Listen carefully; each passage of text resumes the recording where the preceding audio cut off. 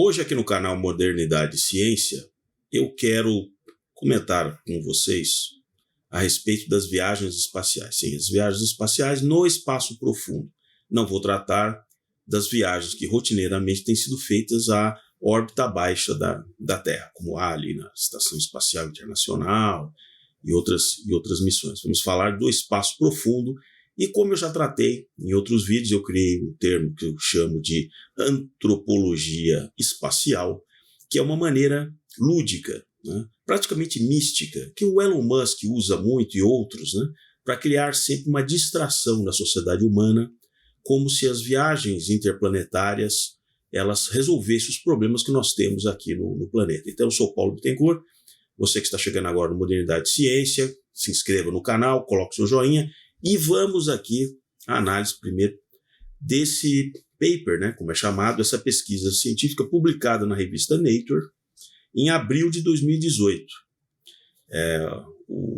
Por que me chamou a atenção esse título? Né? Porque ele trata das limitações científicas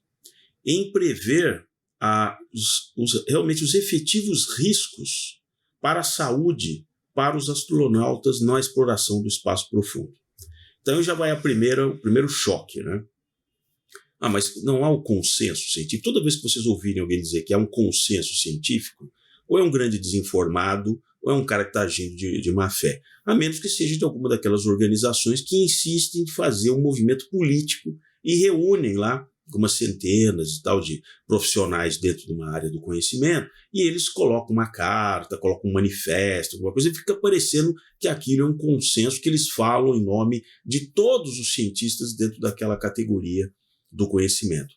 Se não fosse assim, muito tempo atrás, um físico que depois se dedicou ao estudo da metodologia científica, o Thomas Kuhn, nesse livro clássico, que é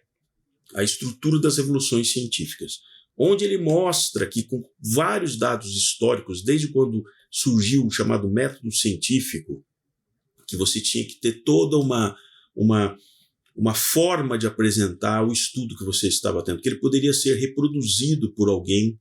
que ele poderia ser constatado também dentro de certas circunstâncias, né? Em um contexto, você poderia reproduzir aquilo e chegar a uma determinada conclusão dentro dos parâmetros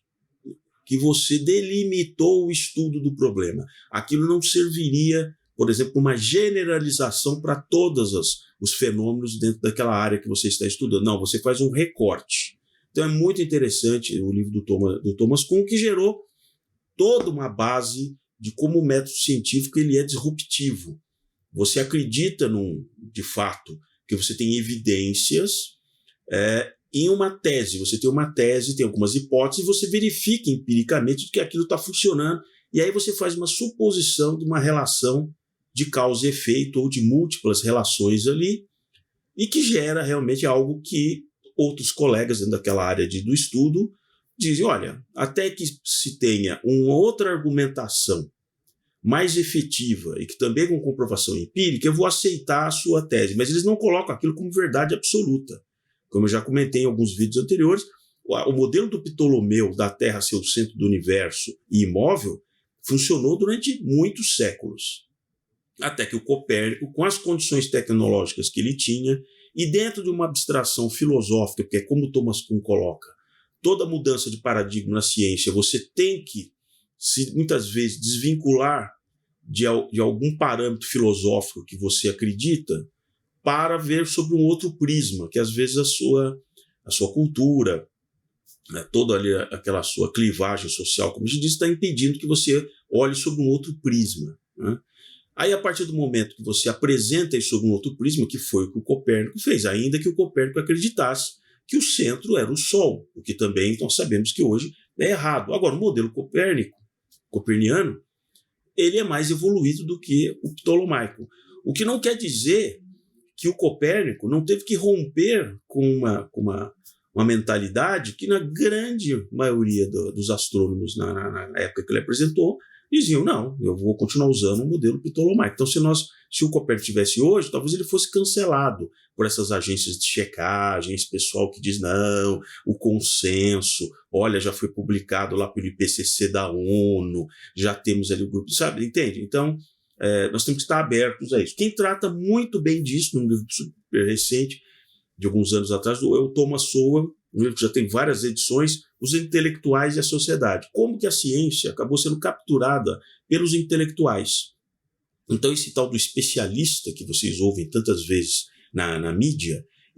a mídia adora chancelar porque diz, olha, tal coisa, porque diz o especialista. Então, é alguém que ele conhece muito de pouco. E aí, normalmente, ele começa com certas extrapolações além do trabalho científico dele. Então, é muito comum quando você vê numa entrevista, principalmente nesse período depois da pandemia e tal, que eles estão cheios de suposições. Ele não teve nem tempo, nem condições, dentro do modelo científico que ele segue, de fazer aquela afirmação que ele está fazendo perante um canal de televisão, uma rádio, uma entrevista, mas ele se sente realmente imbuído realmente do conhecimento infuso e ele passa a dar afirmações que são basicamente opiniões. Mas ali, aquele que está entrevistando, ou aquela matéria que é publicada, diz fulano de tal, doutor nisso, pós-graduado nisso. Então parece que aquilo já chancela o que ele está dizendo como uma verdade, que não pode absolutamente ser questionado. Nós vamos descobrir ao longo dos anos, após o fenômeno aí da recente pandemia,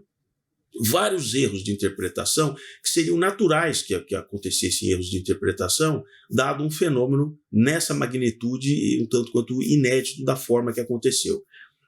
Apesar de que certas pessoas que afirmavam que algumas coisas não eram da maneira que se apregoava dentro de um conceito, de um ciência, eles eram simplesmente lacrados, né? Então, é muito interessante que esse artigo que eu vou comentar agora com vocês, de 2018, de cara, ele coloca já vários questionamentos sobre a resistência do corpo humano em viagem no espaço profundo, né? E por que eles fazem isso? Porque em 1958, o físico e astrofísico Van Allen, né, ele realmente, usando a Explorer 1, né, a nave Explorer 1, que ia fazer os primeiros levantamentos ali da baixa órbita, né?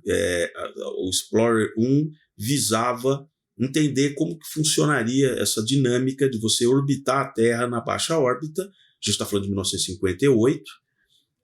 para você realmente poder lançar satélites, enfim, para o uso, né, da baixa órbita. O Van Allen conseguiu que, dentro dos equipamentos científicos, dentro daquela carga útil do Explorer 1, ele conseguiu que fosse incluído um pequeno equipamento que é um contador Geiger, que faz a medição de radiação. Ele queria ver qual é o nível de radiação que haveria ali na baixa órbita, porque se sabia que, já se imaginava, que toda aquela radiação que vem do Sol bateria ali no campo magnético da Terra e mergulharia para a Terra, como de fato acontece. Mas se havia toda uma suposição, quanto de energia passa pelo campo magnético da Terra. A Terra também está se deslocando e girando numa velocidade enorme, então isso gera todo um efeito magnético em torno da Terra. A Terra está se deslocando a centenas de milhares de quilômetros ali por hora no espaço, tem o seu campo magnético em função do núcleo da Terra, que vocês sabem, e a radiação solar, então, encontra esse campo magnético e ele queria entender isso. Isso foi gravado num pequeno gravador que volta como uma carga que é recapturada junto com outros equipamentos que voltaram para a Terra. E o que o Van Allen descobre? Naquele momento que existiam duas camadas de radiação muito intensa, né, junto ali àquele campo magnético. Ela ficava presa dentro, de certa forma, daquele campo magnético, e ele, naquele momento, ele disse, olha, existem dois anéis de radiação, mediu aquela radiação, porque a partir da descoberta do campo magnético na Explorer 1, ele conseguiu espaço para que na Explorer 2, 3, 4, depois na outra nave, no outro programa, que já estava, era o começo do programa espacial americano, aquele começo dos anos 60, que ele continuasse medindo numa altitude cada vez maior. Então ele descobriu que existiam ali de 400 quilômetros, talvez se estendesse a 10 mil quilômetros, que se imaginava da distância da Terra, esses 2 anéis de radiação. O que tornava uma viagem para fora da Terra, atingindo espaço profundo, você tinha que escolher o local onde haveria menor taxa de radiação. Lembrando que essa radiação que nós encontramos no espaço, fazendo aqui de uma maneira muito simplificada, existem aí canais no YouTube que são muito mais profissionais na questão da astrofísica, não sou eu que vou querer dar uma aula para vocês da astrofísica, mas basicamente você tem ali a radiação que vem realmente do Sol, né, com as ondas ali eletromagnéticas do Sol, que podem aumentar ou diminuir em função das explosões solares, é formado aquele vento solar que toca a Terra. Lembrando que o Sol, comprovadamente, ele tem, isso já foi medido já há muitos séculos, ele tem uma periodicidade, mais ou menos, desses ciclos ali da ordem de 11 anos. Existem outros ciclos, mas o que é mais medido assim, é o ciclo de atividade solar, das manchas solares, em ciclos de 11 anos. Né? Essa é uma primeira radiação que todos nós estamos sujeitos aqui na Terra, e mesmo se estivermos ali na baixa órbita, também vamos estar sob essa influência. Mas existe uma outra radiação que também é muito perigosa para os seres vivos, que é a radiação galáctica. Ou seja, existe uma radiação que está sendo transmitida ao longo do espaço em função de todos os corpos, aquelas, mesmo uma nebulosa, um quasar, toda uma supernova que explode, quer dizer, gera uma radiação intergaláctica. Então nós sabemos que nós também recebemos uma radiação que vem do espaço profundo. Uma vez que essa nave, por exemplo,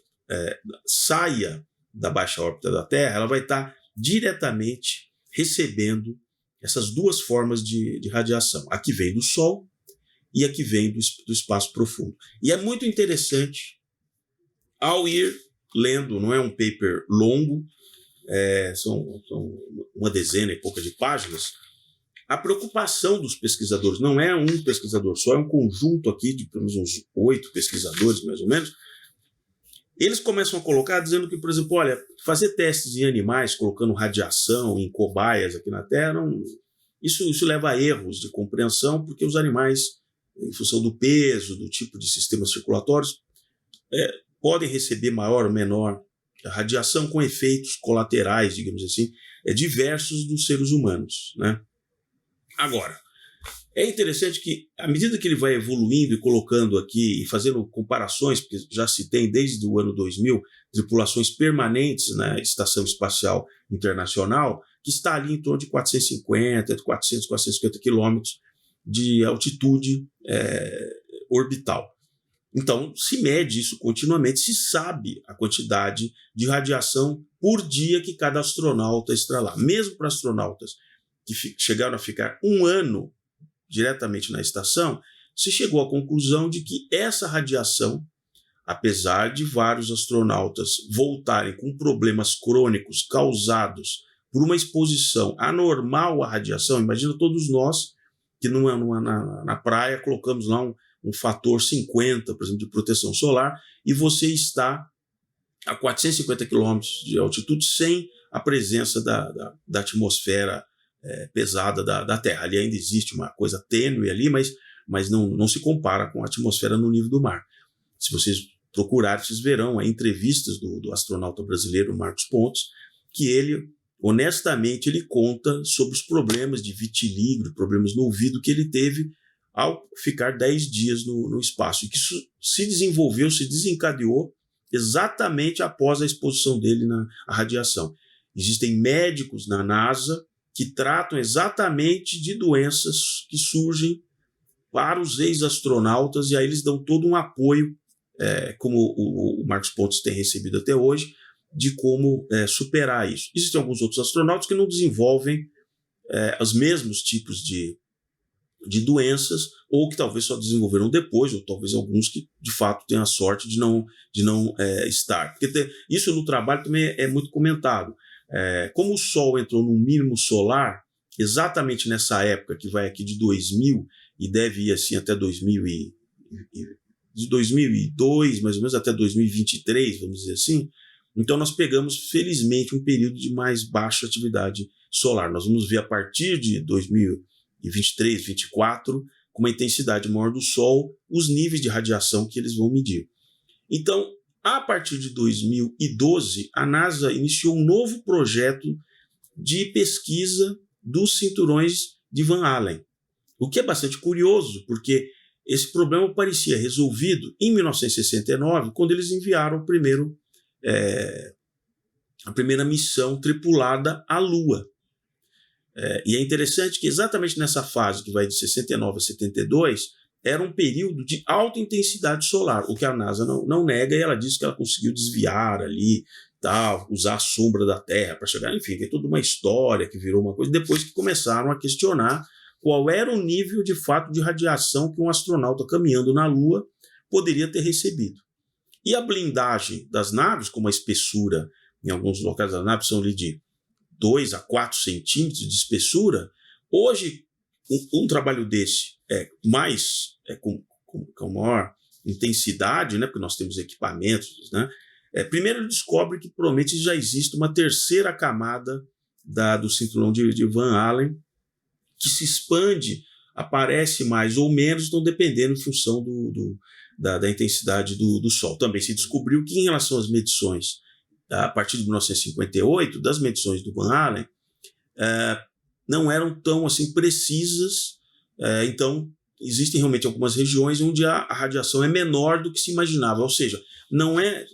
ao olharmos o cinturão de Van Allen, uma radiação homogênea em todas as duas camadas principais. Não, ela também tem variações dependendo do ponto em que você está recebendo a radiação, ela se comporta de um jeito diferente, sem falar da influência da intensidade do Sol. E no final, na conclusão do trabalho, isso que é bastante interessante, é que ele termina dizendo que mais estudos têm que ser feitos para garantir que haverá segurança para missões que fiquem no espaço profundo, seja nas viagens a Marte, seja de colônias na Lua, porque já numa parte final, esse bloquinho que está aqui, eles fazem simulações de blocos que pareceriam uma blindagem numa nave. Você não pode encher a nave de chumbo porque ela se torna inviável. Então ela tem que ser a mais fina possível de espessura, mas que garanta uma certa proteção. Então, nesses ensaios que foram feitos, colocando radiação, tanto a do solar, mas as mais perigosas, que são os raios galácticos, eles têm uma energia como um raio gama, tanta energia que prótons, por exemplo, que é um material, né, mais pesado que os elétrons, por exemplo, ao colidir com uma blindagem dessa, falando de uma maneira também simplificada, ele colide com aquela blindagem, ele desacelera, mas ele passa aquilo como se fosse uma espuma. Ele passa. Mas na perda de velocidade, ele se fragmenta em outras partículas subatômicas, também muito energéticas e muito danosas para o corpo humano. Vamos dizer assim, um satélite tal, que está submetido a uma situação dessa, mesmo ele tendo suas proteções no encapsulamento do satélite, existem satélites, se vocês procurarem aí no histórico, em certas tempestades solares, eles realmente queimam componentes do satélite. É claro que eles têm redundâncias exatamente para que, se uma placa fique inutilizada, ele tem redundância para aquilo que é crítico no satélite. Mas o Brasilsat-2, se não me engano, no começo do século, numa tempestade solar, ele foi, entre aspas, fritado e estava na baixa órbita da Terra. Mas a intensidade da explosão solar, quando chegou aqui, semanas atrás, tem um vídeo que eu fiz a respeito, os satélites lá da SpaceX, né, simplesmente foram. Ele tinha aquele plano da Starlink de criar um monte de satélites, tem uns mini satélites, então tinha um conjunto ali, se não me engano, 40 satélites, só sobraram acho que 9, 10 satélites porque os outros 30 satélites, em linhas gerais, foram fritados porque chegou uma radiação muito forte exatamente no momento em que eles estavam fazendo a manobra para atingir a órbita em que eles ficariam em torno da Terra, e com essa energia que chegou a uma parte dessa atmosfera magnetizada, ela se expandiu, se aqueceu e fez com que a densidade, vejam que interessante, mesmo eles estando no espaço, há uma densidade tênue que é calculada no projeto para a vida útil do satélite, em que altitude você vai colocar, você sabe qual é o nível de arrasto, que vai tirando energia do satélite, e não deu outra, quer dizer, esse arrasto aumentou antes que eles fossem para a órbita mais de segurança, e eles reentraram na atmosfera caindo como uma chuva de meteoritos ali na região ali do Golfo do México. Se vocês pesquisarem e verem o vídeo aqui no canal, vocês saberão. Então, no final desse trabalho, eles têm sérias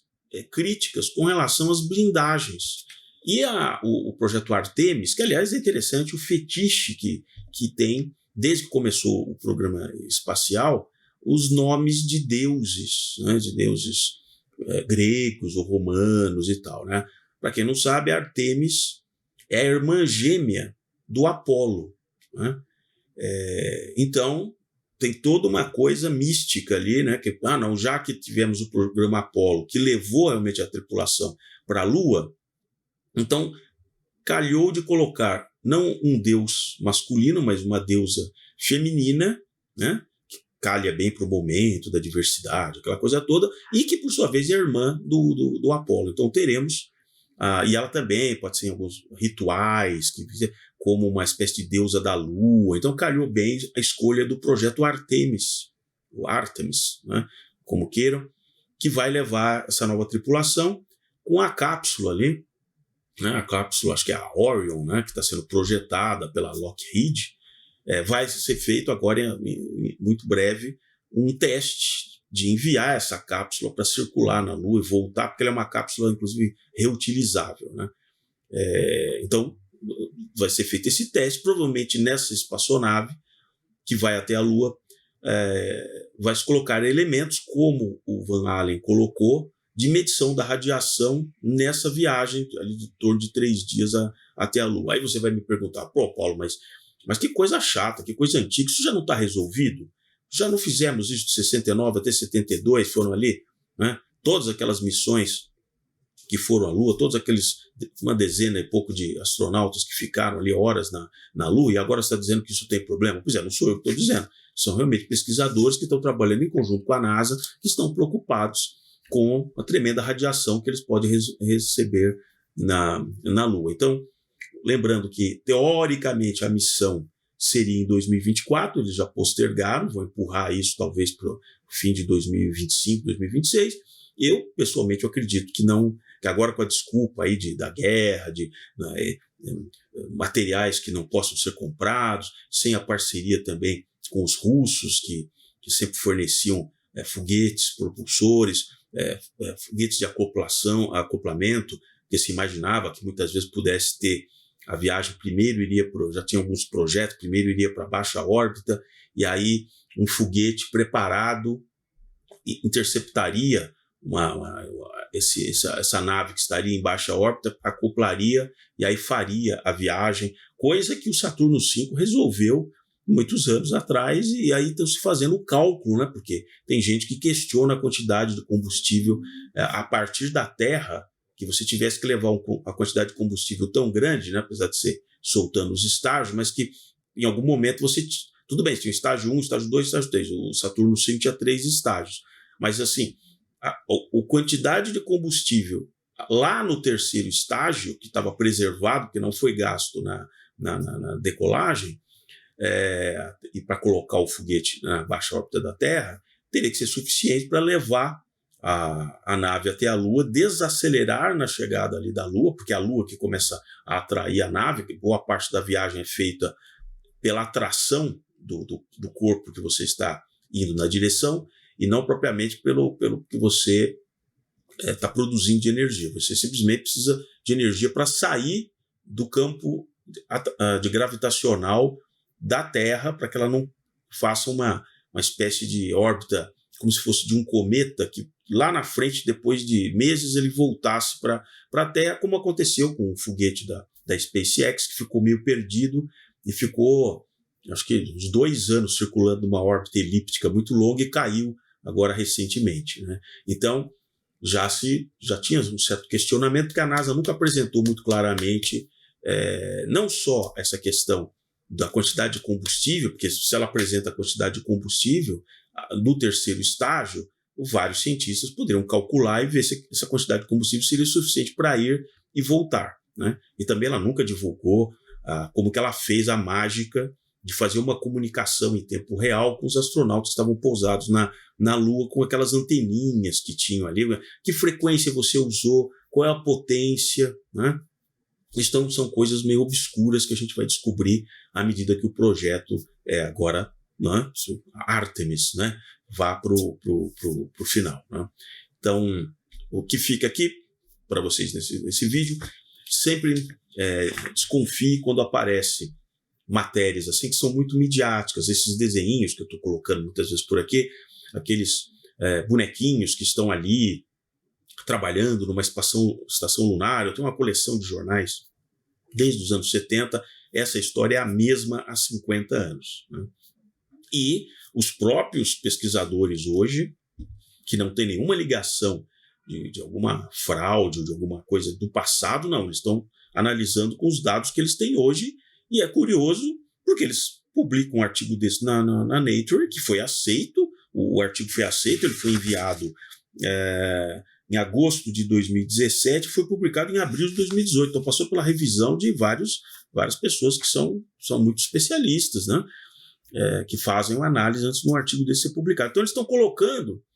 uma mosca na sopa daqueles que acham que todos os problemas estão resolvidos. Então fica sempre assim, o olhar crítico